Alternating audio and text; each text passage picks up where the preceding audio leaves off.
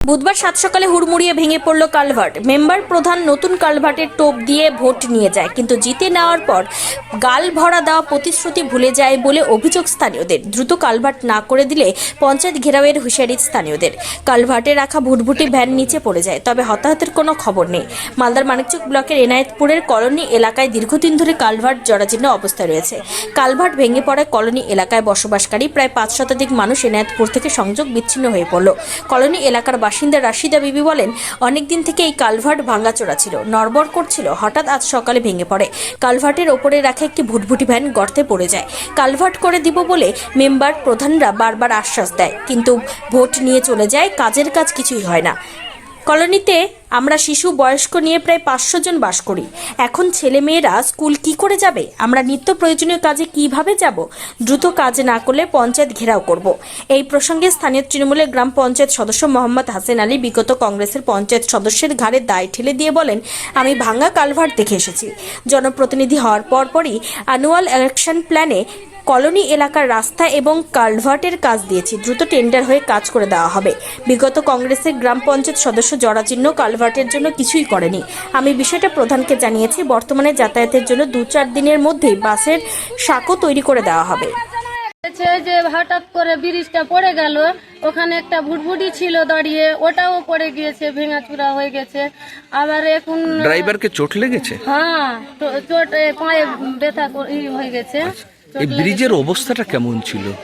Hill ছিল, আগে জানানো গিয়েছিল। হ্যাঁ, নরমাল করছিল। মেম্বারকে প্রধানকে সবকে জানানো গিয়েছে, তো বলছে কি ভোট সরবে তো আবার করে দিয়ে দিব, ভোটটা সরবে তো হয়ে যাবে। আবার এমনি করে বলছে আর করে দিচ্ছে না, এমনি খালি আশ্বাস দিচ্ছে, করে দিইনি না। কেউ বলছে, সবাই বলছে কি একটা রাস্তা করে দেন, বলছে কি না একটু পরে করব, একটু ভোট পরে করব। আবার এখন করে দিচ্ছে না, আর এবার হঠাৎ করে এটা ব্রিজটা পড়ে গেল। 10 বড় বালি ছিল ভুটভুটিতে করে, ওই রাস্তাটা ভেঙে গেল।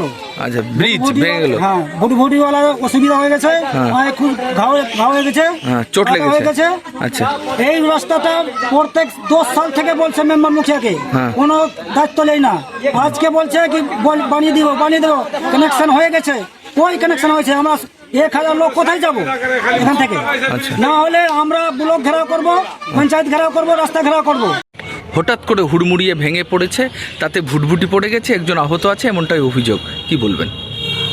আমিও সকালের দিকে বাড়িতে আছি, তো আমার কাছে একটা ফোন আসে যে আপনার সংসদের কলোনির যেটা পুরাতন কালভার্ট ছিল, একটু ওকে যে অবস্থায় ছিল কালভার্টটা, তো ভেঙে পড়ে গেছে।